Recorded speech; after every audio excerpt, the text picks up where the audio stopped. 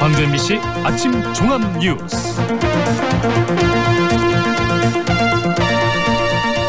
2월 28일 목요일 아침 종합 뉴스입니다. 5.18 유공자 명단을 공개하라는 극우 세력과 자유한국당의 주장에 대해 민주평화당이 명단 공개는 2차 폭력이라고 비판했습니다. 전국 최초의 은퇴자 전용 거주지로 착공된 장흥 로아스타운 조성 사업이 장기 표류하고 있습니다. 제2회 전국 동시조합장 선거 후보자 등록을 마감한 결과 광주의 평균 경쟁률은 2.9대 1, 전남은 2.4대 1을 기록했습니다. 이상 오늘의 주요 뉴스입니다.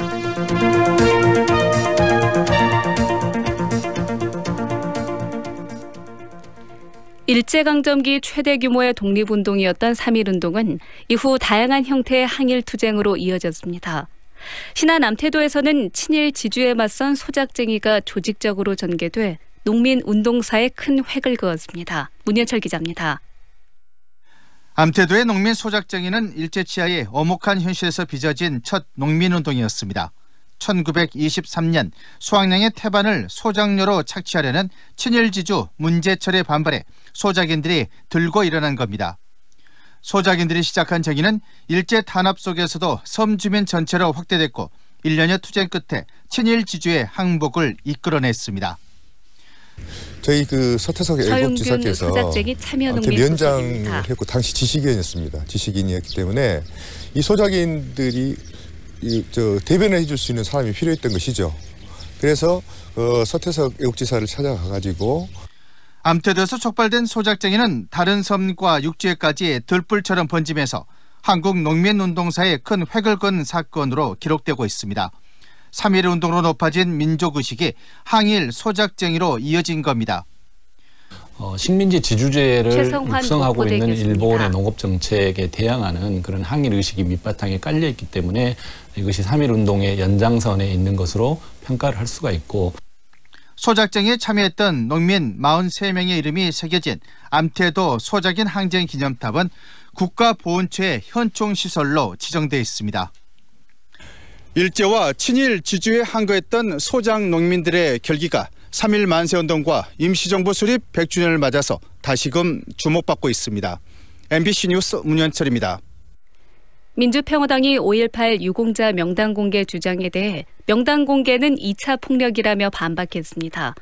민주평화당 5.18 역사왜곡 대책특별위원회는 대변인 논평을 통해 5.18 유공자 명단 공개는 모든 신상 정보를 들여다본 후 5.18 문제를 진흙탕 싸움으로 몰아가겠다는 것일 뿐이라며 이같이 반박했습니다.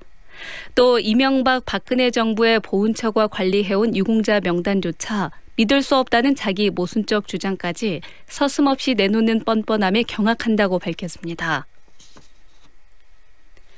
국립광주박물관이 대한민국 역사박물관과 함께 대한민국 100년 역사를 바꾼 열장면이라는 이름의 기념 전시회를 오늘부터 연속으로 개최합니다.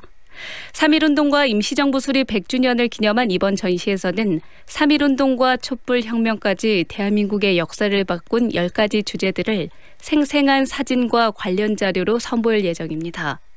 이 가운데 오늘부터 시작하는 첫 번째 전시에서는 독립선언서와 독립신문 등 3.1운동과 임시정부 수립을 주제로 한 자료들이 공개됩니다. 전국 최초의 은퇴자 전용 거주지로 착공된 장흥 로아스타운 조성 사업이 장기 표류하고 있습니다. 사업 내용이 달라지고 규모도 축소되면서 장흥군이 사업을 재정비하고 있습니다. 신광하 기자가 보도합니다. 등량만이 한눈에 내려다 보이는 장흥군 안양면 제암산자락.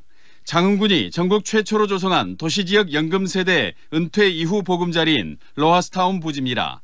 올해까지 모두 1,500세대를 분양할 예정이었지만 시범단지를 포함해 50세대만 입주했습니다. 정남진 장흥 로아스타운의 총 면적은 230만 제곱미터입니다. 이 가운데 개발된 면적은 5%가 채 되지 않습니다. 로하스타운 조성 사업이 10년째 표류하는 것은 부지를 통합의학 박람회장으로 사용하고 의료센터 등이 들어서는 등 장흥군이 개발 계획을 수시로 변경했기 때문입니다. 또 사업 시행자의 자금 부족과 법정 다툼이 이어진 것도 원인입니다. 이 사업을 활성화하기 위해서는 행정적인 문제도 해결돼야 되겠지만 이 어떤 자금력도 많이 필요하기 때문에 이런 것들을 좀 더 보완하기 위해서 최근에야 도로가 포장되는 등 입주민들의 고통도 크지만 사업자와 장흥군 사이에서 호소할 곳조차 찾지 못하고 있습니다. 장흥군은 민선 7기 최우선 해결 과제로 로하스타운 정상화를 꼽고 시행사 보강 등 재정비할 예정입니다. 추진하는 데는 돈입니다. 정종순 장흥군입니다. 돈이고 신용 신뢰도인데요. 그래서 랜드롭스 코리아 시행사와 공동 협력사를 다시 좀 보완을 해서 장흥군의 인구 유입 기회이자 최대 난제가 된 로하스타운은 1,300세대로 규모를 축소하고 조성 시기를 오는 2025년으로 늦추는 개발계획 변경이 추진되고 있습니다. MBC 뉴스 신광하입니다. 여수항과 엑스포 여객선 터미널이 남해안 관광의 거점항으로 육성됩니다.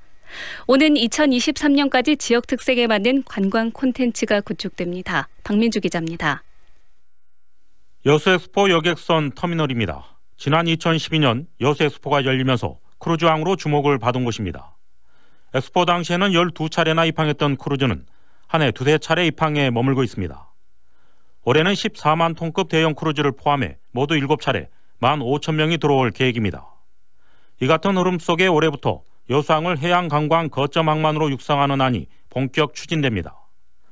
올해 엑스포 터미널 운영을 이관받은 항만공사는 해양관광 중심항만 육성을 주요 사업 가운데 하나로 발표했습니다. 지역민의 경제와 밀착되어 있는 해양관광 산업에 대해서 새롭게 저희들이 힘을 쓸 예정으로 있습니다.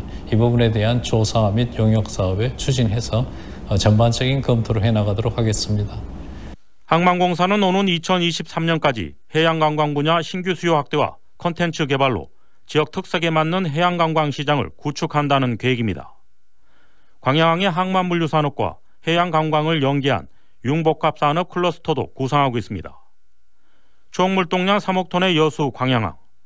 이제는 남해안 해양관광의 중심 거점 항만으로 도약을 시도하고 있습니다. MBC 뉴스 박민주입니다.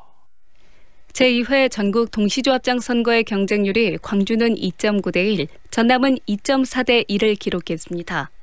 광주 선관위에 따르면 광주에선 18명의 조합장을 뽑는 이번 선거에서 모두 52명이 후보 등록을 마쳐 2.9대 1의 경쟁률을 보였습니다.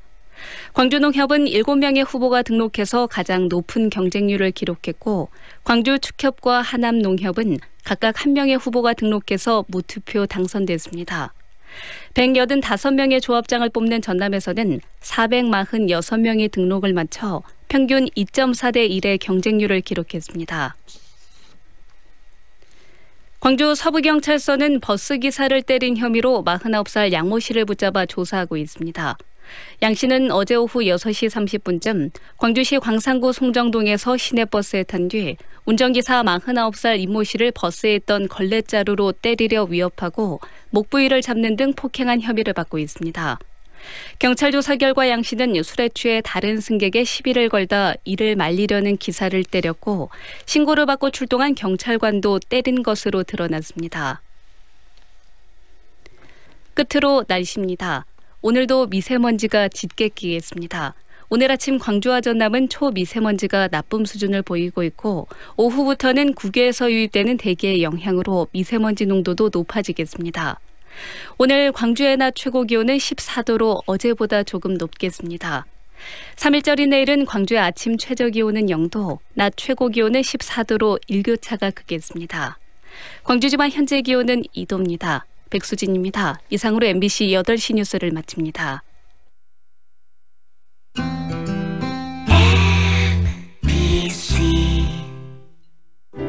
연기자 정동환입니다. 가끔 그 사람이 떠오를 때면 저도 모르게 하늘을 올려다봅니다. 누구나 그렇지요. 그리운 사람이 보고플 때면 을의 하늘을 올려다보게 되는 것. 사람이 곧 하늘이기 때문이죠. 사람을 하늘같이 섬깁니다. 스카이 장례식장. 쌓여있는 우편물과 지저대는 강아지. 무슨 일 생겼나? 똑똑 해보세요. 당신이 외면하면 이 신호는 꺼질지 모릅니다. 고맙다. 너 아니면 큰일 날 뻔했어. 똑똑한 작은 관심이 따뜻한 세상을 만듭니다. 공익광고협의회. 지금 시각은 8시 10분입니다.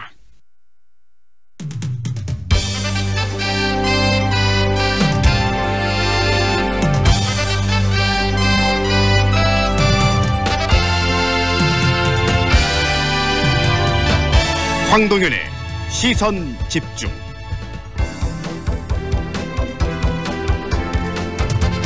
북미 정상회담의 진짜 D-Day는 바로 오늘입니다. 첫날이었던 어제도 단독 회담과 또 만찬 현장에서 여러 이야기들이 오간 것으로 전해졌지만 수차례 회담이 진행될 오늘은 북미 회담의 의제에 대한 본격 논의가 이어질 겁니다. 회담 첫날의 분위기는 어땠는지 정리를 해보고요. 또 오늘 일정 그리고 회담 이후 상황은 어떻게 전망이 되는지 동국대학교 북한학과 김용현 교수 연결해서 들어봅니다. 롯데 기업이 광주 첨단지구에 지상 49층 규모의 주상복합 건물 신축을 계획 중이라고 합니다. 49층 건물에는 400세대가 넘는 아파트, 그리고 마트, 아울렛, 영화관 등이 들어설 예정이라고 하는데요. 지역의 상인 또 시민단체 정당들이 연대기구를 꾸리고 공동행동에 나섰습니다. 건물 신축에 있어서 법적으로 하자는 없을지라도 주변 상인 그리고 상권을 고려하는 도지적인 그런 책임에는 어긋난다라는 것이 이들의 주장인데요. 중소상인 살리기 광주 네트워크 김용재 집행위원장 연결해서 상인 그리고 시민단체의 입장 들어보겠습니다. 지난 설 연휴 때 이 근무 중에 숨진 고 윤한덕 국립중앙의료원 응급의료센터장의 죽음을 접하면서 많은 분들을 참 안타까워하셨을 텐데요. 국가유주공자로 추수하자는 그런 움직임이 정치권과 지역 의료계에서 일고 있습니다. 사회 발전에 헌신하고 또 희생한 그의 업적을 좀 기리고 후배들에게 귀감이 되게 하자라는 뜻인데요. 민간 신분이기 때문에 또 그 과정은 쉽지 않을 것이다 라는 의견도 있습니다. 관련 이야기 들어보겠습니다. 전남대학교 의대 허탁 교수와의 인터뷰도 준비되어 있습니다. 황동윤의 시선집중 계속됩니다. 어우 추워. 여보, 농부갓잔 도라지 배즙 한잔 하세요. 역시 당신이 최고야. 애들은 유자 배즙으로 먹였어요. 나주 장수식품 농부갓잔 도라지 배즙 유자 플러스 배 아로니아 배즙으로 겨울을 건강하게. 나주 장수식품 061-332-9616. 반도건설 김현욱입니다. 짓는 곳마다 이슈가 된 반도의 보라가 드디어 광주에 찾아옵니다. 남구의 미래 가치를 누리는 곳, 혁신 설계와 첨단 인공지능 ICT까지 와우! 미래 가치도 생활 가치도 유보라답게 남구 반도의 보라 모델하우스 오픈 중. 문의 1800-0086 반도건설. 축제 파티가 있는 그곳엔 출장 뷔페 쿠바 하우스. 기업식 행사장 맛있는 음식이 필요한 그곳에도 출장 뷔페 쿠바 하우스. 출장 뷔페 필요한 곳 전국 어디나 찾아가는 출장 뷔페 쿠바 하우스. 062-351-7711. 2년은 금방. 이사 걱정 없이 내 집 마련을 원한다면, 호수공원과 테라스 거리, 생활을 생각한다면, 16개 공공기관 이전 예정까지 미래 가치를 기대한다면 사랑으로 선택하세요. 광주 전남 혁신도시 사랑으로 부영. 061-337-8245 부영주택. 반도건설 김현욱입니다. 짓는 곳마다 이슈가 된 반도의 보라가 드디어 광주에 찾아옵니다. 남구의 미래 가치를 누리는 곳, 혁신 설계와 첨단 인공지능 ICT까지 와우! 미래 가치도 생활 가치도 유보라답게 남구 반도의 보라 모델하우스 오픈 중. 문의 1800-0086 반도건설.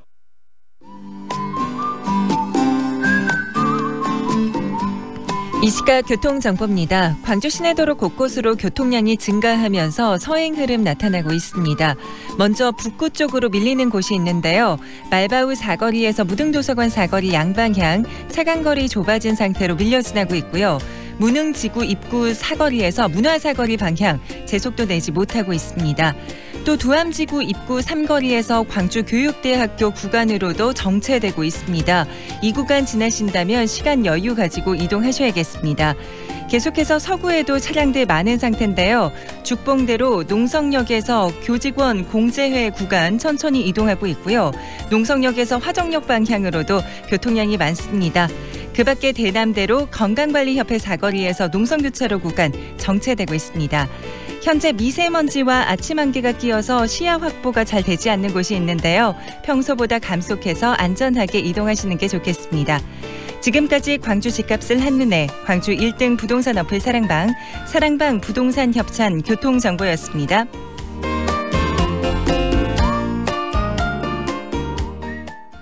북미 정상회담 두 번째 날이 밝았습니다. 외신에 의하면 오늘 북한 김 위원장과 트럼프 대통령은 수차례 회담을 가질 예정이라고 하고요. 어제 있었던 단독 회담 그리고 만찬에 이어서 본격적으로 이 비핵화에 대한 논의를 나눌 것으로 예상이 됩니다. 두 정상의 통 큰 결단을 기대해 보게 되는데요. 회담 첫날 분위기 어땠는지 그리고 오늘 회담의 주요 이슈, 의제에 대한 이야기 정리해 보겠습니다. 동국대학교 북한학과 김용현 교수 연결돼 있습니다. 안녕하세요, 교수님. 네, 안녕하십니까. 네, 어제 저녁에 있었던 친교와의 만찬 그리고 두 사람의 단독 만남 분위기 어떻게 지금 전해지고 있습니까? 분위기는 우선 화기애애했다 이렇게 볼 수 있을 것 같습니다. 네. 이번 만남이 두 번째 만남이고 재회의 성격이 있습니다. 지난 작년 6월 12일 날 만남 이후니까 260일 만에 만남이고요. 그런 점에서는 상당히 화기애애했다 이렇게 볼 수가 있습니다. 네. 다만 이제 비핵화 평화체제와 관련된 두 번째 회담이기 때문에 서로 주고받을 수 있는 선물 보따리가 필요한 부분입니다. 네. 그 과정에서 북한과 미국이 비핵화와 관련된 또 제재 완화와 관련된 이 부분에서 명확하게 접점을 아직은 찾지 못했다. 이게 일반적인 이야기이기 때문에 그러면서도 어제 화기애애하면서도 서로 간에 삿바 싸움은 또 있었다.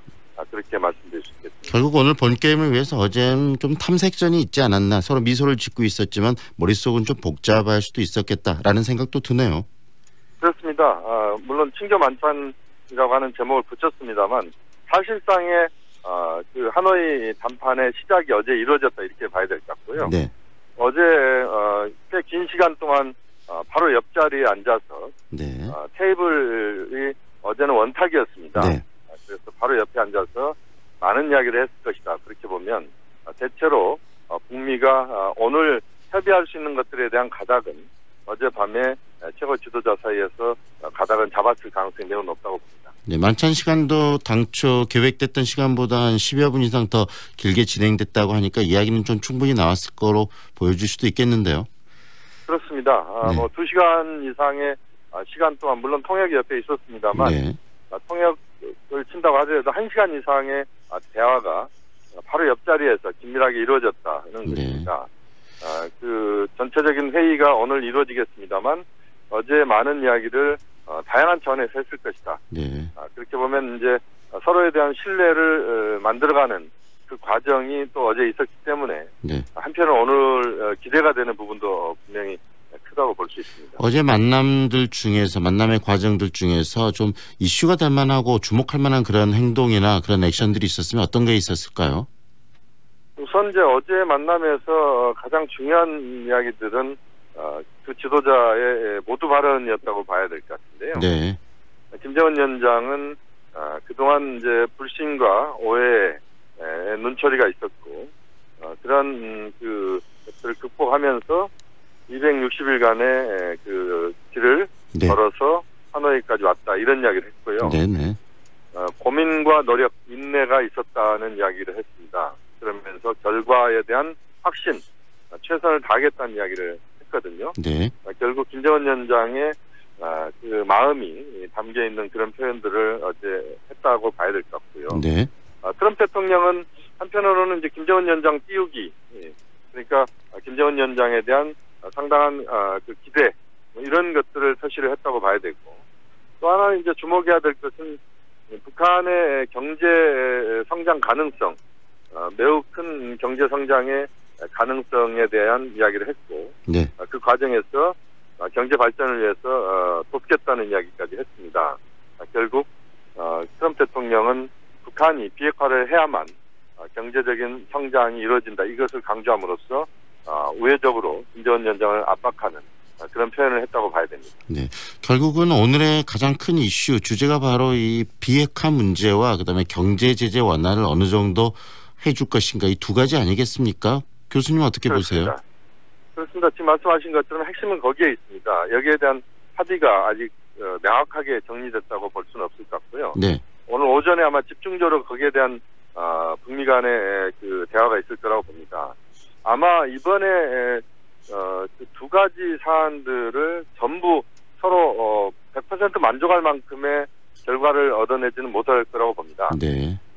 이번 전체 여정을 비핵화 전체 여정을 서울에서 부산까지 거리로 친다면 이번 정상회담에서는 서울에서 천안 정도까지 거리 네. 이 정도 가면 성공한 것이다라고 보는데요. 네. 우선은 이제 영변 핵무기용 물질의 그 생산의 중단, 그러니까 핵 시설의 폐쇄와 관련된 부분 정도가 이번에 합의가 될 가능성이 높다 이렇게 봐야 될 것 같고요. 네. 그 다음에 이제 영변 플러스 알파의 가능성도 있다 이렇게 봐야 되는데, 그러나 이제 비핵화 부분을 전체를 이번에 다 성과를 거둔다는 것은 현실적으로 어렵고요. 네. 단계적 동시적 해법으로 가야 된다라고 봅니다. 그리고 북한에 대한 제재 완화와 관련된 부분은 아무래도 제재 완화란 표현을 직접 쓰기는 어려울 것 같고, 네. 금강산 관광 정보를 풀 수 있는 그런 정도의 그 제재의 그 유연성들을 발휘하는 표현들이 담길 가능성이 높다. 네. 다만 이제 금강산 관광이라고 하는 직접적 표현이 들어갈지 모르겠습니다만, 네. 이것은 아마 김정은 위원장이 앞으로 곧 있을 서울 답방에서 네. 김정은 위원장이 꺼낼 선물 보따리로 남측에 제시할 가능성도 있다고 봅니다. 결국 교수님 보시기에 이번에 두 정상이 전부 다 꺼내놓고 모든 것을 정리하지는 않을 것이다. 지금 단계 앞으로 더 회담들을 통해서 하나 더 꺼내는데 이번에는 네네. 그 다는 아니고 절반이나 절반보다 좀 더 부족한 만큼 꺼내놓고 1차적인 어떤 합의점들을 만들어낼 것이다. 이렇게 보시는 거네요. 그렇습니다. 아마 제3차 정상회담이 올 여름이나 네. 가을 정도, 4차 정상회담 가능성도 있다고 봅니다. 그만큼 이번 비핵화 평화체제 프로세스의 이 과정은 그 천리길도 한 걸음부터란 우리 속담이 있듯이 네. 이번에는 이제 한 걸음 한 걸음을 내딛는 것에 우선 중요한 포인트를 두고 그 과정에서 다음 단계의 성과가 나올 수 있도록 이번 단계가 역할을 하는, 그리고 그것이 연쇄적으로 북한의 조치와 미국의 상응 조치가 연쇄 반응을 일으키면서 앞으로 나아가는 그런 틀을 만들어내면 저는 성공이라고 보고, 네. 또 하나 이제 비핵화의 시간표를 느슨하게라도 이번에 그 공동 합의문에 집어넣는다면 네. 상당한 성공이라고 봅니다. 결국은 그 일정 자체 비핵화 일정 자체가 구체적으로 나오는 것만으로도 성공적일 수 있다라는 평이신데요. 그럼 이번에 합의문에 과연 어떤 내용이 좀 담길 것인가가 가장 또 궁금한 사항 아니겠습니까? 방금 비핵화의 어떤 일정표 이야기도 하셨는데 그걸 또 포함해서 어떤 내용들이 좀 더 담길 거라고 예상을 하십니까?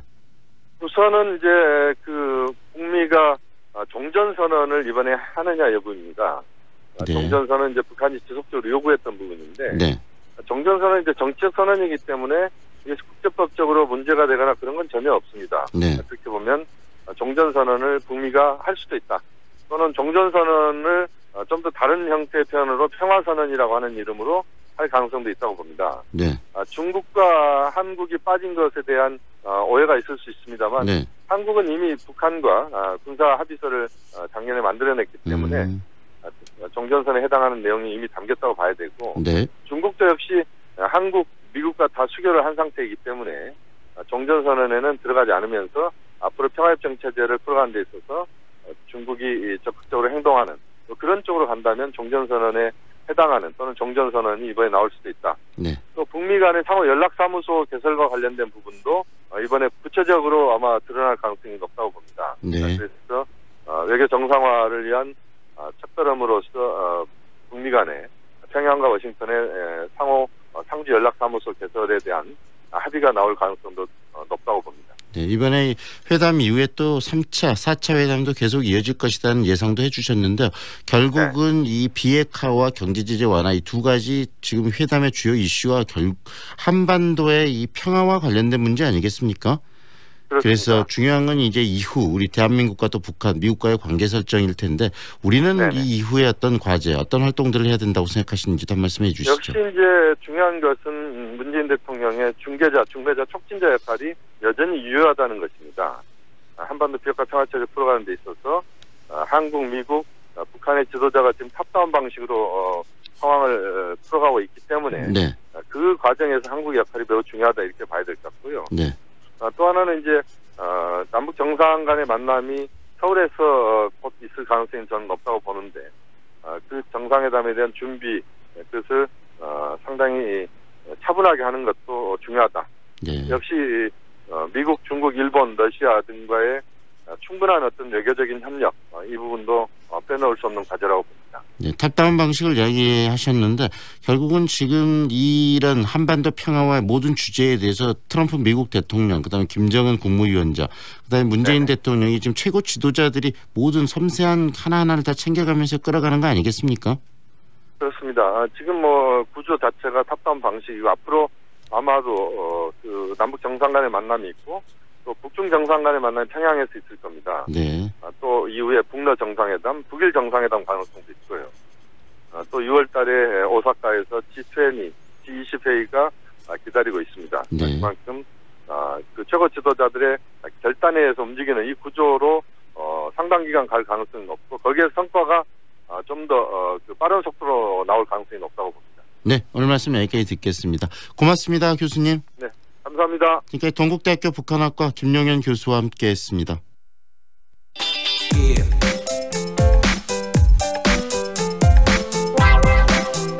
롯데가 광주 천단지구에 지상 49층 규모의 주상 복합 건물 신축에 나섰다고 합니다. 보통 49층으로 이렇게 건물을 짓는 이유가요. 50층부터는 초고층 건물로 분류되어 있기 때문에 피난 안전 구역을 만들어야 하는데 그것을 피하기 위해서 편법으로 이렇게 49층 고층 건물들을 짓는다고 하는데 이렇게 이번에 롯데가 짓는 이 주상 복합 건물에 대해서 지역 상인, 시민단체 그리고 정당까지 연대기구를 꾸려서 반대의 목소리를 내고 있습니다. 가뜩이나 어려운 자영업 지역 상권에 악영향을 또 줄 것이다라는 우려 때문인데요. 특히 첨단지구에는 롯데마트라는 큰 지금 뭐 그 종합 그 쇼핑몰 대형 마트가 있기 때문에 여기에 또 복합 이런 쇼핑몰이 더 들어서게 되면 첨단이 롯데 천국이 될 것이다라는 우려의 목소리도 나오고 있습니다. 관련 이야기 정리하겠습니다. 중소상인 살리기 광주 네트워크 김용재 집행위원장 연결합니다. 안녕하세요, 위원장님. 네, 안녕하십니까. 네, 이번에 롯데가 첨단지구에 짓겠다는 주상 복합 건물 49층으로 알려지고 있는데요. 어떤 건물인지 구체적으로 설명 좀 해주세요. 네, 위치는 그 싸움공원 앞에 지금 현 그 롯데 슈퍼 부지거든요. 네. 그 사업부지가 2,600평 이상이 되는데 여기에 있는 49층 규모로 있는 주상 복합 건물을 짓는 거고요. 네. 지하 2층부터 6층까지는 주차장을 놓고 그다음에 지하 1층은 롯데마트, 1, 2층은 아울렛 기타 음식점들, 그다음 3, 4층은 영화관, 그리고 5층부터 49층까지 아파트 이렇게 복합적으로 올라가는 건물입니다. 네, 49층짜리 굉장히 높은 아파트 또 다 상가가 함께하는 그런 복합 건물인데 지금 첨단에는 롯데마트하고 대형 또 쇼핑몰이 있지 않습니까? 네, 근데 롯데마트가 이미 있고요. 네. 또 인근에 또 다 아시다시피 수안 쪽에 대형 아울렛이 또 있고요. 네. 그래서 뭐 중복 투자가 아니라는 얘기도 있지 않냐라는 이야기도 있는데 네. 좀 과도한 유통 독과점이 형성될 거라는 걸 다 우려하고 있는 거죠. 지금. 네, 바로 그 부분. 롯데 대기업이 첨단 쪽을 중심으로 유통의 어떤 독점적인 지위를 지금 누릴 수 있는 그런 환경이 만들어지고 있다는 이야기인데요. 이번에 건물을 지으려 하는 이 롯데 슈퍼 자리, 여기가 지금 건물 신축하려면 부지가 지금 상업 부지 아니겠습니까? 그래서 아파트를 지을 수만 없기 때문에 일부러 지금 복합 건물을 짓는다는 말도 나오고 있습니다. 어떤 이야기인가요? 네, 상업 부지에서는 그 주거에 건축물 지을 때 네. 소위 아파트죠. 아파트도 들어가고 또 판매시설 또 들어가는 그런 복합적인 형태를 띠게 됩니다. 네. 그리고 일반 부지보다는 상업시설 넣기가 용이하고 네. 그리고 일반 아파트는 투자 대비 이윤을 많이 남겼기 때문에 건설업체에서 상업부지 내에서의 초고층 그 복합 건물을 많이 선호하는 상태죠. 네, 상무지구도 이런 식으로 지어진 건물들이 굉장히 많고요. 강조가 뭐 시민들이나 조망권이라든가 교통 문제, 뭐 교육 환경 문제 많이 제기를 하지 않습니까? 초고층 복합 건물 들어감으로 인해서 네. 도시가 상당히 살게 팍팍해지고 있다라는 이야기들 많이 하고 있기 때문에 특히나 부동산 조망권 문제 등등 어떤 문제점이 많이 드러나고 있지 않습니까? 네. 지금 첨단에도 또 그런 일이 벌어지는 거죠. 지금 논란이 되고 있는 이 부지 주변에 이런 초고층 건물이 또 있습니까? 네, 없습니다. 그러니까 그 공원 주위 아니겠습니까? 네. 기존 아파트들이 있고 일단 정주 환경이 상당히 좋은 곳인데 이곳에 뭐 49층 그 들어간다는 그 건축물 들어간 자체가 경관상도 사실 어울리지가 않고요. 네. 일종의 좀 이해감도 좀 조성시킬 수 있다고 봅니다. 현재 이 건물 신축 관련해서는 어느 정도까지 지금 상황이 진전돼 있나요? 네, 2월 중순에 강산구청에 건축계획 심의를 신청한 걸로 알고 있습니다. 네, 이런 복합 건물 49층 그것도 고층으로 지어졌을 때 갖게 되는 우려점들은 어떤 겁니까? 네, 이미 특정 유통 대기업이 강주에 너무 많이 좀 들어와 있어요. 네. 롯데 같은 경우는 백화점이 한 곳이고 대형마트가 4곳이고 SSM이 12곳입니다. 네. 여기에 아울렛도 2개가 있어요. 네. 부산에도 롯데 아울렛이 한 군데밖에 없거든요. 네. 그래서 관내 안에 이렇게 많이 밑집에서 밑전된 경우는 전례가 없는 경우고요. 네. 또 7년 전에 이미 롯데가 강주에 들어와서 연매출이 1조 원을 돌파를 했었습니다. 네. 그 당시에 강주시 예산의 그 예산의 3분의 1이 여기에 유출된 거죠. 네. 그래서 그 사항이 지금도 크게 달라지지 않은 거고요. 오히려 더 심화되고 있다라는 우려점이 상당히 큽니다. 네. 그런 우려들, 특히 지역 상권들이 이런 대형 마트, 그다음에 이런 복합 건물들이 대기업 중심으로 들어섰을 때는 지역 상권들이 굉장히 무너지는 거 아니겠습니까? 그런 우려들도 있으실 것 같아요. 가장 또 피해가 극심한 데가 골목 상권이고 또 동종업종인 의류, 패션 의류 그 로드샵들이 가장 큰 피해를 봤죠. 네. 그래서 롯데 아울렛 로드컵점이 들어서면서 연주사 거리, 패션의 거리도 다 거의 다 문을 닫았고, 네. 또 여기 마찬가지로 수원에도 아울렛 들어서면서 가까이 있는 첨단의 패션 의류 로드샵들도 상당한 매출 피해를 입은 상태거든요. 네. 근데 이런 상태에서 또다시 첨단의 쇼핑몰에 들어온다는 것은 거의 재앙 수준이라고 봅니다. 네. 지역 주민들이 현장에서 우리 집행위원장님이 만나신 지역 주민들의 그 목소리나 이런 부분들은 방금 이야기하신 그런 우려들이 많이 좀 담겨 있을 것 같은데 뭐라고들 이야기를 하십니까? 또 롯데 쇼핑이 나름 기획을 해서 들어오는 거거든요. 네. 지역 상권에 대한 배려나 상생에 대한 태도가 너무 없지 않느냐. 앞을 둘러봐도 옆을 봐도 뒤를 봐도 다 롯데로 둘러싸인 형국입니다. 네. 첨단 같은 경우에는 그런 측면에 있어서 더 이상 매출을 기록하기가 좀 힘든 다른 방도가 없는 그런 상태죠. 네, 결국은 영세상인들 지역에 하루하루 벌어 살고 있는 소상인들이 그런 상권들이 무너진다는 말씀이신 거네요. 네, 지금은 직원도 더 들일 수가 없고, 네. 직접 이렇게 가게에 붙어서 일을 하고 있는데도요. 네. 어쨌든 시민 일자리가 사라지는 거거든요. 네. 청년 일자리도 마찬가지고 스스로 일자리를 개척해서 만들고 계시는데 시민들께서 이렇게 어려움을 겪는다 한다면 여러 가지 백방의 어떤 지역적 해생 정책을 세운다 한들 네. 이 문제가 풀리지 않을 거라 생각합니다. 끊임없이 이런 문제 제기는 있어 왔는데 이거 지금 첨단에 들어서는 이런 49층의 롯데 주상복합 건물 법적으로 막을 수 있는 제도적인 장치는 없는 건가요, 현재? 네, 그렇죠. 그렇지만 이런 유사한 사례가 한 번 있었어요. 어떤 네. 거냐면 2014년도에 홈플러스가 첨단에다가 대형 쇼핑몰을 지으려고 했었습니다. 네. 근데 이걸 강산구청에서 건축계획 심의를 아예 반려를 시켜버렸어요. 네. 근데 이유는 그 당시에 홈플러스가 대형 쇼핑몰을 입점했을 경우에는 매월 4억 5천 이상의 매출이 감소하게 된다. 지역 상권들이. 예, 첨단 골목 상권이요. 네. 그러면 이 매출이 하루에 얼마 되냐 안 되냐 해서 엄청난 결과가 초래가 되는데 임대료를 낼 수 있냐 없느냐, 직원 월급 줄 수 없느냐 이런 고민들이 났다 갔다 하는 거죠. 네. 그 당시에 그런 매출 피해를 우려하는 강산구청에서 아예 그런 건축 심의를 반려를 하고 홈플러스가 또 소송을 걸고 이런 상황이 있었는데 네. 결국에는 시민들 일자리 또 지역의 골목상권을 지켜야 된다는 시민의식이 상당히 크다 보니까 결국에는 대기업에서 이걸 처리를 한 사례가 있습니다. 네. 불과 5년 전 일이죠. 이번에도 실은 광산구 그리고 또 광산구를 이끌어가는 광산구청장의 어떤 인식이 굉장히 그러면 이 문제를 푸는데 중요하겠네요. 네, 저는 강주 시민들이 좀 경각심을 좀 가져주셨으면 좋겠다. 이번 일로 다시 한번. 네. 이미 대기업들의 쇼핑몰들은 들어올 만큼 이미 들어왔기 때문에 더 이상의 초점은 불구하고 전례처럼 구청장님도 어떤 허가권자이기 때문에 건축계획 심의 반려를 좀 심각하게 고려를 해야 되고 더 나아가서는 우리 시민들을 지키기 위해서는 시민들이 먼저 나서야 되는 게 당연히 지사고요. 네. 또 지자체에서도 그런 민원들로만 볼 문제가 아니라 민생의 어떤 한가운데 있는 문제이기 때문에 네. 적극적으로 지역경제를 지킨다라는 마음으로 앞장서 주셔야 된다고 생각합니다. 법률적인 문제를 넘어서 지금 지역 상권을 살리자는 게 굉장히 중요한 거 아니겠습니까? 그렇기 때문에 그 이상의 정치적인 고민들을 지금 자치단체장들이 좀 해줘야 된다는 이야기시네요. 네, 이거 법률적 고려사항이 아니고요. 네. 광주 시민들이 먹고 사는 문제입니다.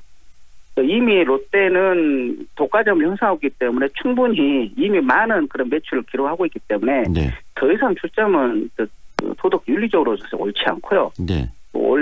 이 문제에 대해서는 이번 5.18 문제 관련해서 광주 시민들 합심해서 이 문제를 해결하자라고 나서셨던 것처럼 네. 광주 시민들 합심하셔가지고 여기 롯데천국 강주가 아니라 골목 상권이 살 수 있는 그런 강주, 우리 시민을 잘 지키는 강주, 이런 그런 모습으로 좀 재탄생돼야 되지 않겠나 생각합니다. 그리고 위원장님 그 모두에 잠깐 이야기를 하셨는데요.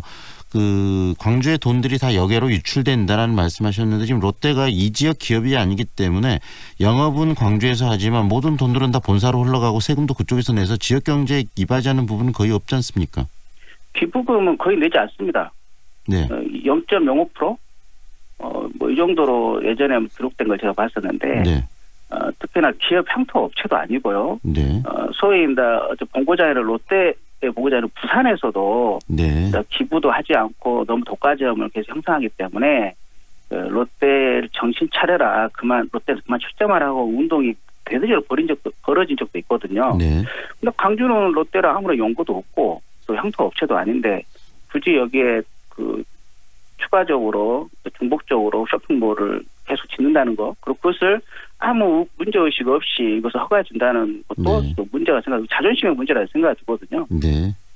경제 민주화 차원에서라도 네. 그다음 시민을 잘 지킨다는 차원에서라도 심의조를 형성해서 좀 네. 차례시키도록 해야 되지 않겠나. 이 문제 과연 어떤 식으로 풀어낼지 광산구 그리고 광주시가 풀어낼지 광주 시민들이 좀 지켜보고 있지 않을까라는 생각이 듭니다. 오늘 말씀 여기까지 듣겠습니다. 고맙습니다. 네. 예, 감사합니다. 지금까지 중소상인 살리기 광주 네트워크 김용재 집행위원과 위원장과 함께했습니다.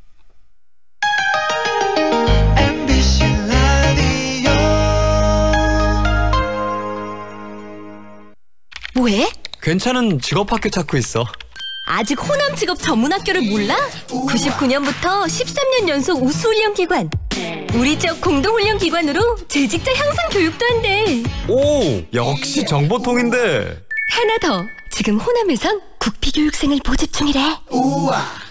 창의성이라는 것은 모든 것들을 다 창의성을 말로 하는 회사가 있고 여기가 회실이야? 공간으로 경험하게 하는 회사가 있습니다. 공간이 하는 말이 경영진이 하는 말보다 잘 들립니다. 사무환경이 문화를 만듭니다. 퍼시스. 반도건설 김현욱입니다. 짓는 곳마다 이슈가 된 반도의 보라가 드디어 광주에 찾아옵니다. 남구의 미래 가치를 누리는 곳, 혁신 설계와 첨단 인공지능 ICT까지 와우! 미래 가치도 생활 가치도 유보라답게 남구 반도의 보라 모델하우스 오픈 중. 문의 1800-0086 반도건설. KTX 송정역과 상무대로의 쾌속 생활. 첨단 IoT 시스템으로 품격은 올리고 명품 소형 설계로 부담을 낮춘 프리미엄 아파트의 완성. 송정 한국 아들리움 더시티 062-710-9700 한국건설.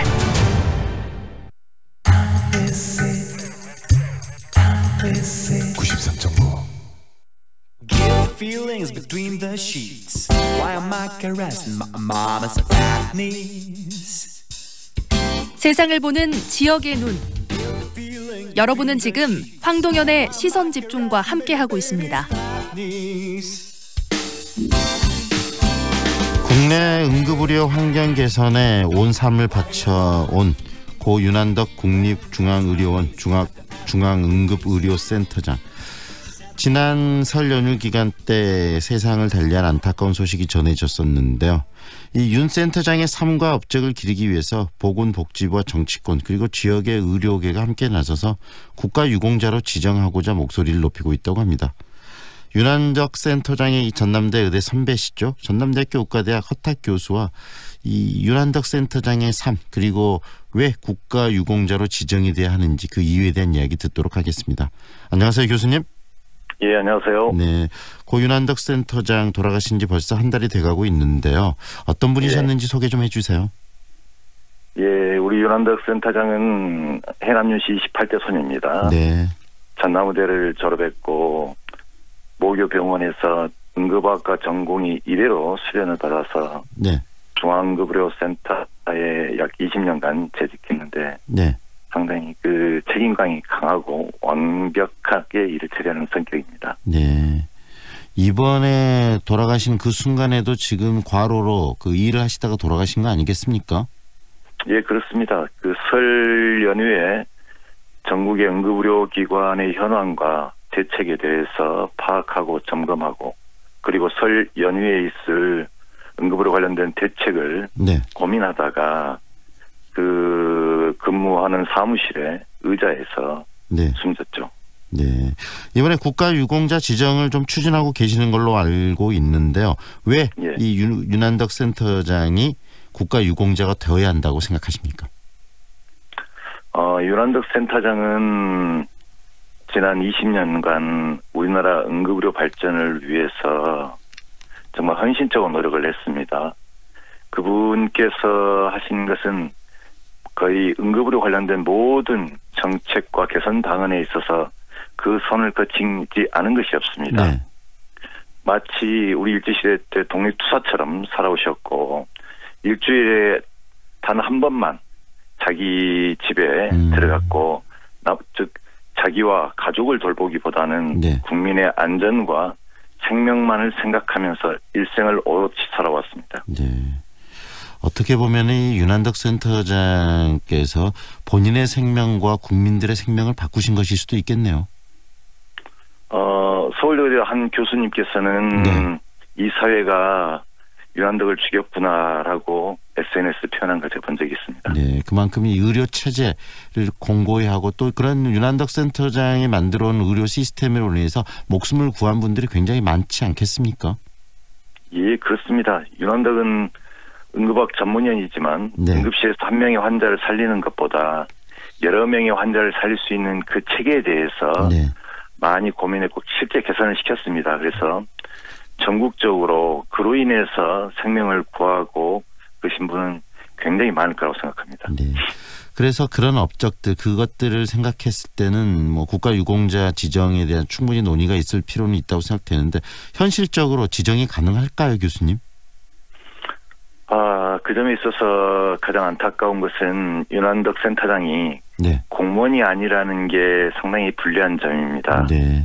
그렇지만 국가유공자에 관한 법률에서 국가사회 발전에 특별한 공헌이 있는 자는 국가유공자로 지정할 수 있게 되어 있습니다. 네.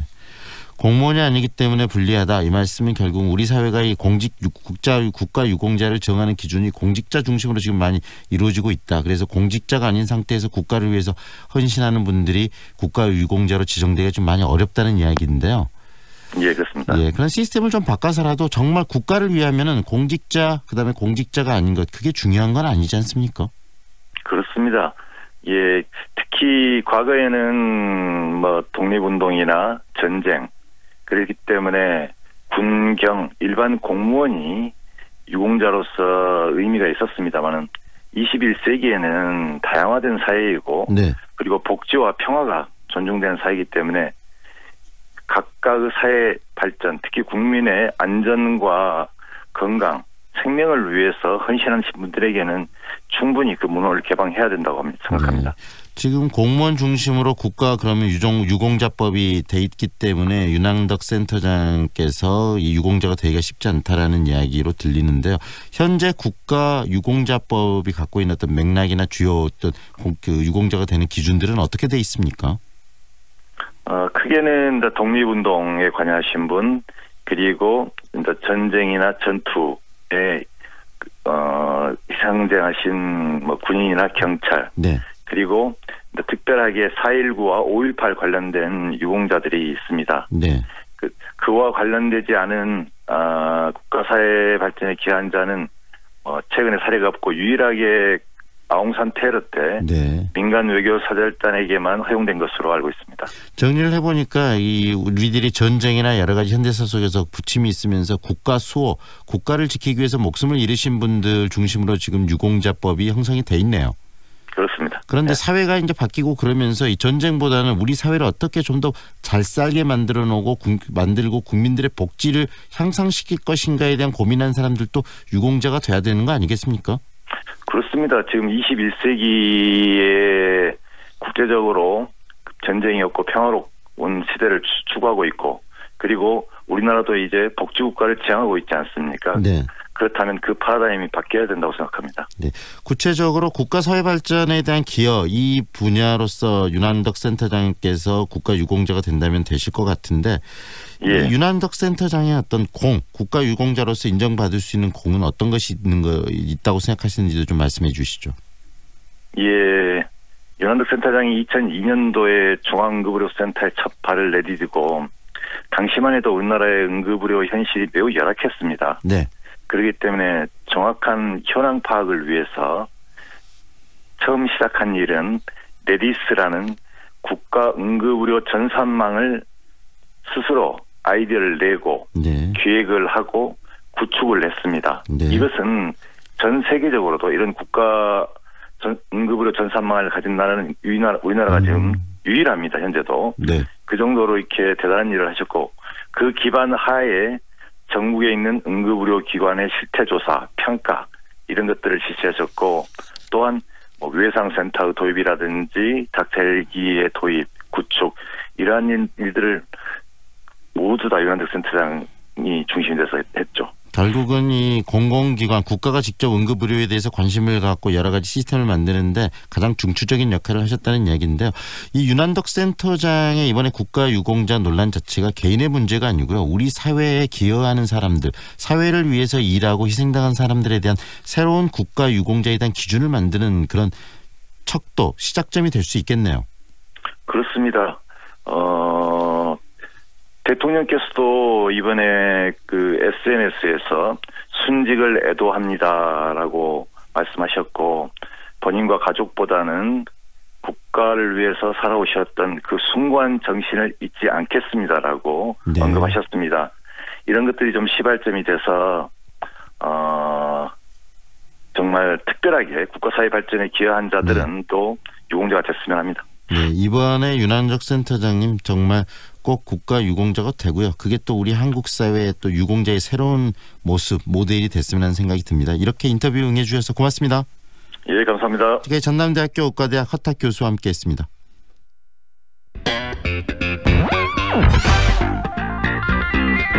다양한 남도의 소식을 만나보는 시간이죠. 오늘은 전남 중부권 소식, 강진신문 김철 편집국장 연결해서 들어보겠습니다. 안녕하세요. 네, 안녕하세요. 이 영암 학산면 주민들이 돈사 신축 허가를 막아달라 이렇게 집회를 열었네요.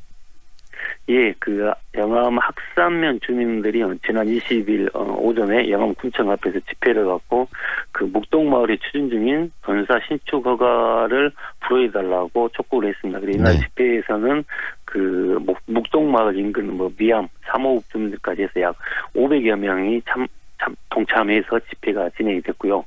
학산면 전사 반대 추진위원회는 이날 그 1000여 명이 참여하는 서명운동과 군청 앞 1인 시위, 곳곳에서 현수막을 내던데요. 이날 대규모 집회를 갖고 전사 신축 반대에 본격적으로 팔을 가로붙이고 나섰습니다.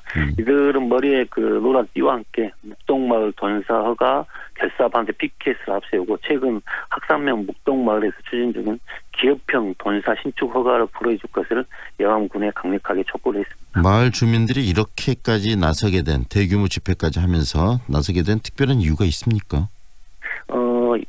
이용희 학산면 이장 단장에 따르면 묵동마을 주변은 그 월출산에서 흘러내려오는 깨끗한 물로 농사를 짓고 있는 영암 최대의 친환경 농업 단지라고 얘기를 하고 있습니다. 네. 그런데 이런 지역이 이제 마구잡이로 돈사에서 오피수가 흘러내린다면 10여 년간 친환경 농업 단지로 이렇게 구축해 온 것이 한꺼번에 무너지게 된다. 그리고 우려감을 나타냈습니다. 그리고 영암군 농민의 정운갑 회장도 돈사 문제는 이제 더 이상 이쪽 묵동마을의 문제가 아니고 영암 지역 전체의 문제다 그러면서 기업형 돼지 축사 등에 의한 환경 훼손은 더 이상 없어야 된다고 이렇게 강력하게 반대를 하고 있습니다.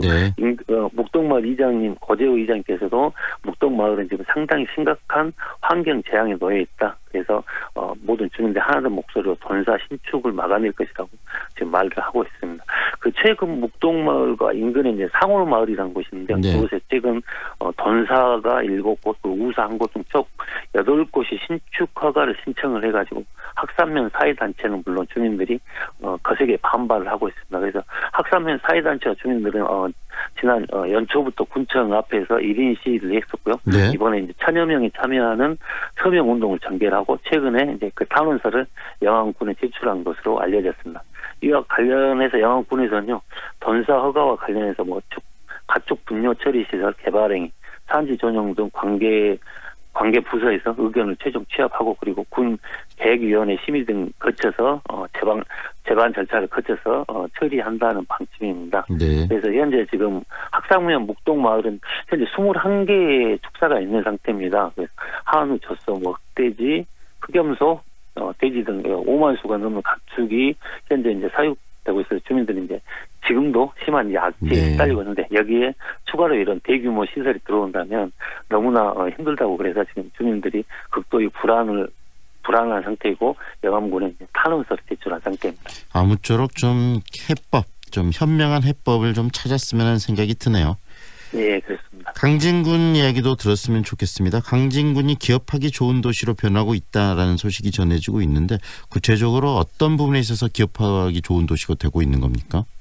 예, 그 지난 21일에 강진군청 대회의실에서 이승호 군수, 위성식 의장, 각 기업체 대표 등이 참여한 가운데 진성 CNC 등 3개 기업이 강진군에 있는 강진 3단에 투자 협약을 기업을 들어오겠다는 투자 협약을 체결을 했습니다. 그래서 강진군은 민선 7기 출범 이후에 그 당시에 강진 3당 분양률이 16%였는데 이번 3개 기업 투자 협약을 체결함으로써 70%대로 단기간에 급등하는 큰 성과를 보이며 타 시군의 성공적인 롤모델로 주목을 받고 있습니다. 그리고 이번에 진행된 투자 협약 사업 규모가 약 100억 정도 되는데요. 네. 여기에서 일자리 창출이 한 64명 정도가 전망되고 있어서 지역 경제에도 상당한 활력을 줄 것으로 기대를 모으고 있습니다.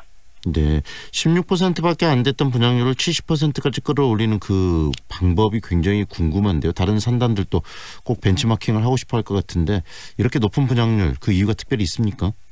예, 그러니까 지금 파악을 해보니까 이번에 이제 세 개 투자 협약을 포함을 해서 현재 가동 중인 기업은 4곳이고요. 네. 공사 중인 것이 7곳. 그리고 나머지는 이제 올해 상반기에 착공을 한다 그래서 총 32개 기업이 지금 유치된 상태입니다. 네. 그래서 이제 이날 이승호 군수 같은 경우는 이날 투자 협약식에서 강진 3단 투자 결정을 적극적으로 환영하고 강진군에서 이렇게 적극적으로 이 기업에 도움을 줘서 네. 사업이 잘 될 수도 돕겠다고 얘기를 했습니다. 강진군 같은 경우는 민선 7기 취임 후에 군정의 가장 역점 사업을 일자리 창출을 통한 지역경제 활성화라고 이렇게 정했습니다. 네. 그 목표에 따라서 가장 먼저 강진 3단을 이렇게 활용을 해야 한다. 그래서 집중적으로 지금 나서고 있거든요. 그래서 또 자리도 괜찮습니다. 거기가 이제 성재면에 위치를 해가지고 네. 바로 혁신도시와 접근성 있고 목포 광양간 고속도로가 있고 또 거기에 이제 9만 원대 저렴한 분양가하고 교통시설 이런 것이 되면서 유망한 산단으로 평가를 받고 있습니다. 그리고 특히 강진군에서는 기업 유치를 위해서 매월 기업 유치 추진 상황 보고회를 하고요. 40여 명의 민간 투자위원을 유치를 해가지고 이렇게 민관이 같이 해서 함께 뛰면서 기업을 지금 유치하도록 지금 노력을 하고 있습니다. 그러다 보니까 이렇게 갑자기 높은 수치에 이런 성과가 나타난 것으로 평가가 되고 있습니다. 현 군수가 가장 중점적으로 생각하는 게 이 산단에 많은 기업들을 유치해서 그 기업들을 통한 일자리를 만들어내고 경제 활성화까지 연결시키겠다. 거기에 지금 충실하다는 이야기네요. 네, 그렇습니다. 그게 가장 핵심으로 보입니다. 네, 오늘 여기까지 듣겠습니다. 국장님 고맙습니다. 예, 고맙습니다. 지금까지 강진신문 김철 국장과 함께했습니다. 날씨 정보입니다. 오늘은 전국에서 낮에는 초봄처럼 포근한 날씨가 이어지겠는데요. 다만 미세먼지가 기승을 부리겠습니다. 미세먼지가 많은 날에는 평소보다 물을 자주 마셔주는 것이 좋은데요. 몸에 미세먼지가 쌓이지 않도록 건강관리에 신경 쓰셔야겠습니다. 오늘 낮 최고 기온을 알아보면 서울은 12도, 광주 14도, 대구 15도에 머물겠고요. 어제와 비슷하겠습니다. 내일 또 미세먼지에는 유의하셔야겠고 토요일 오후부터는 제주도에서 비가 시작되겠습니다. 밤에는 전남과 남해안으로 확대되겠습니다. 그 밖에 북미 정상회담이 열리고 있는 하노이는 오늘 흐리겠고 비가 내렸다 그치게 반복하겠습니다. 하노이의 오늘 낮 기온은 27도까지 오르겠습니다. 지금까지 날씨 정보였습니다. 프리미엄 SUV의 모든 기준 집 그랜드 체로키. 오프로드의 강인함과 온로드의 유연함을 최저 5,330만 원의 파격적인 가격으로 경험하라. 오직 2월 한 달간 집 그랜드 체로키. 지금 지프 전시장으로 문의하세요. 반도건설 김현욱입니다. 짓는 곳마다 이슈가 된 반도의 드디어 광주에 찾아옵니다. 남구의 미래 가치를 누리는 곳, 혁신 설계와 첨단 인공지능 ICT까지 와우! 미래 가치도 생활 가치도 유보라답게 남구 반도여보라 모델하우스 오픈 중. 문의 1800-0086 반도건설. 거시기 나무가 거시기에 그나고 좋다면서? 거시기에 미쳐본 장홍조 씨가 천사의 섬 신안에다가 제대로 거시기 해버렸지. 근데 거시기가 뭔 나무요? 줄기, 잎, 열매까지 약재로 쓰는 신안 꼬집뽕 있지. 검색창에 신안 꼬집뽕. 주문전화 061-271-8395. 반도건설 김현욱입니다. 짓는 곳마다 이슈가 된 반도여보라가 드디어 광주에 찾아옵니다. 남구의 미래 가치를 누리는 곳, 혁신 설계와 첨단 인공지능 ICT까지 와우! 미래 가치도 생활 가치도 유보라답게 남구 반도여보라 모델하우스 오픈 중. 문의 1800-0086 반도건설. 황동현의 시선집중 오늘 순서는 여기까지입니다. 오늘 또 함께해 주셔서 고맙습니다. 오늘 미세먼지 뿌연 하루가 계속될 거라고 하는데 건강 유념하시기 바랍니다.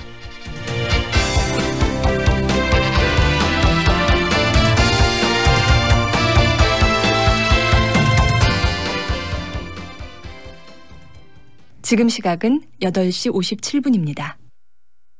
사람은 자연에서 태어나 자연으로 돌아갑니다. 고귀하고 소중한 분들의 편안한 안식처.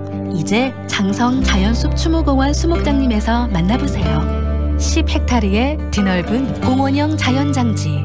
자연숲 추모공원 수목장님은 장성군 산림조합이 조성, 운영합니다. 반도건설 김현욱입니다. 짓는 곳마다 이슈가 된 반도여보라가 드디어 광주에 찾아옵니다. 남구의 미래 가치를 누리는 곳, 혁신 설계와 첨단 인공지능 ICT까지 와우! 미래 가치도 생활 가치도 유보라답게 남구 반도여보라 모델하우스 오픈 중. 문의 1800-0086 반도건설. 커피 문화를 선도하는 라스토리아 커피학원에서 바리스타 국비 과정 및 일반 과정 훈련생을 모집합니다.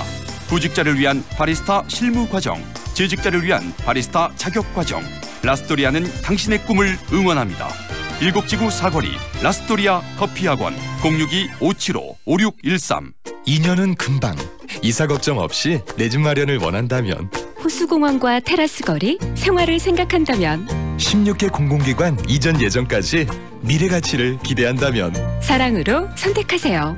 광주 전남 혁신도시 사랑으로 부영 061-337-8245 부영주택. 안녕하세요. 저는 광주 학생 독립운동 기념사업회 이사장을 맡고 있는 최철입니다.